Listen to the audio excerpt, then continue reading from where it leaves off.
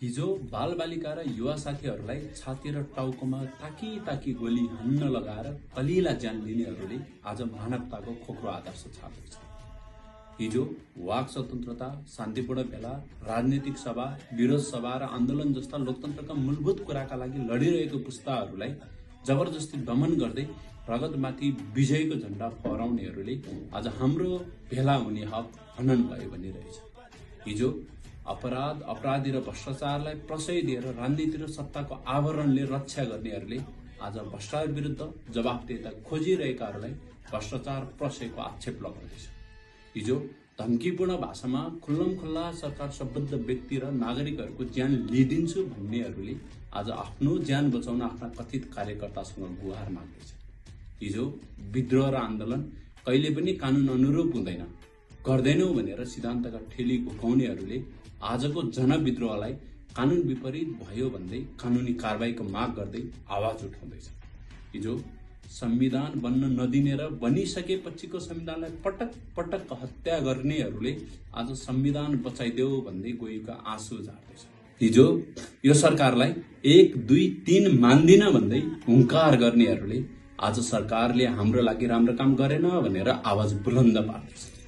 हिजो सत्तामा हुँदा नागरिकको रक्षा, सरकारी, सार्वजनिक र व्यक्तिगत सम्पत्तिको रक्षा गर्न नसकेर जिम्मेवारी छोडेर कुलेलाम ठोक्नेहरूले आज सरकारले सुरक्षा चुनौतीलाई सहज ढंगले व्यवस्थापन गर्न खोज्दा निषेधको राजनीति गर्यो भन्ने भाष्य स्थापित गर्न खोज्दैछन्। हिजो सामाजिक सञ्जालमा जवाफदेहिता र पारदर्शिताको आवाज उठाउनेहरूलाई विभिन्न मुद्दा लगाएर दुःख दिनेहरूले आज वाक स्वतन्त्रताको पक्ष पोषण गर्दैछन्। हिजो आफ्नो पार्टी संस्थाभित्र गलत कार्य विरुद्ध प्रश्न उठाउँदा दमन, धम्की, सदस्यता खारेजी, निष्कासन समेत गर्नेहरूले आज अरूलाई लोकतन्त्र रक्षाको पाठ सिकाइरहेछ। हिजो आगलागी, तोडफोड, अराजक गतिविधिहरूलाई गलत हो भन्नेहरूले आज तिमीहरूको घरमा आगो लगाउन लोकेसन प्रयोग गरिसकेका छौं, हामीले तोडफोड गर्न नपरोस् भनेर धम्की दिइराखेका छन्। हिजो प्रहरी र सुरक्षा संयन्त्रलाई जबरजस्ती कमजोर बनाउनेहरूले आज सुरक्षा संयन्त्र निरीह भयो भन्दै गाली गलौजमा उत्रिएका छन्। हिजो प्रहरीमाथि ढुङ्गा र आगो झोस्नेहरूले आज प्रहरीको सुरक्षा खोइ भन्दै प्रति प्रश्न गर्दैछन्।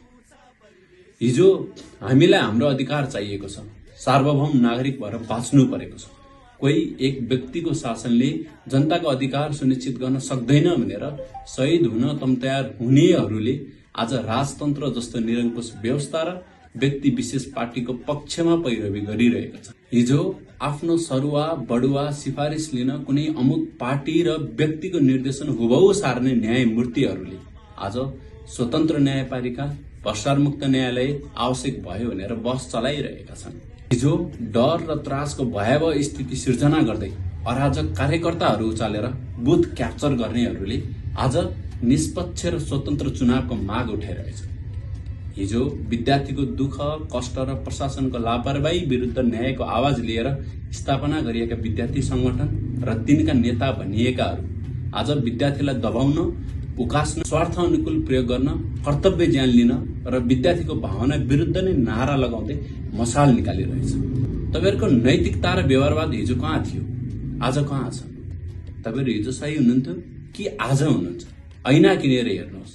हिजो र आज अनवरत रूपमा गरिएको चाकडीबाज, भ्रष्टाचारले कमाएको पैसाले नपुग्ने भए आउनुहोस्। जनताको पसिनाको कमाइले ऐना किनेर दिनेछन्। अनुहारको धुलो पुस्न चाहिँ आफै रुमाल किन्नु होला। हिजोको गल्ती होस् या आजका गलत कार्यबाट सच्चिनुस्। हामी सबैलाई स्वागत गर्छौं। हाम्रा कमजोरी पनि देखाइदिनुहोस्, सुधार्छौं। मिलेर कानूनी शासन र सुशासनको लडाई लडौं। विद्रोह जीवित रहोस्।